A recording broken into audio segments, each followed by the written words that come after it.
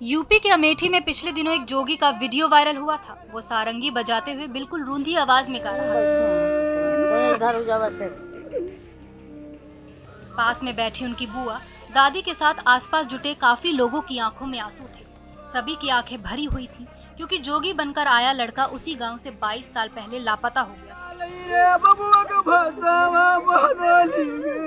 अब परिवार और पूरा गांव चाहता था कि वो जोगी का भेष छोड़कर सामान्य जिंदगी गुजारने आ जाए, लेकिन वो कहता था कि अब उसने संन्यास ले लिया है, इसलिए दोबारा सामान्य जिंदगी में नहीं लौटेगा।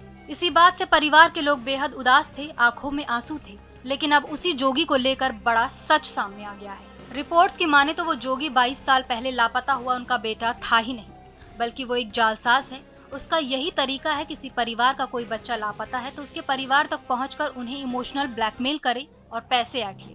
मतलब जिसे अब तक बेहद भावुक वीडियो कहा जा रहा था, जिसे देखकर आंखों में आंसू आ जाते थे, असल में वो सब कुछ एक फर्जी वाड़े का हिस्सा था। वो लड़का जो जोगी बनकर आया था, उसने गाँव में तो परिवार के पास लौटने से मना कर दिया, लेकिन जैसे ही वहाँ से निकला उसके अगले ही दिन परिवार को फोन कर कहा कि वो लौट सकता है, लेकिन उसके लिए उसे अपने गुरुजी को 11 लाख रुपए देने होंगे। इस पर लड़के के पिता ने खेत बेचकर उससे मिले 3.5 लाख रुपए देने के लिए राजी भी हो गए थे।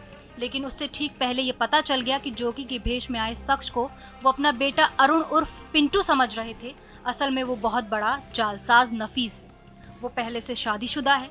इसी तर्ज पर उसने कई लोगों को इमोशनल जाल में फंसाकर लाखों रुपए ठग चुका है। मिली जानकारी के अनुसार पूरा परिवार फ्रॉड है। पुलिस ने बताया कि नफीस 4 भाई हैं। इनमें से एक का नाम राशिद है। 29 जुलाई 2021 को राशिद जोगी बनकर मिर्जापुर के चुनार थाना क्षेत्र सहसपुरा परसौदा गांव पहुंचा था।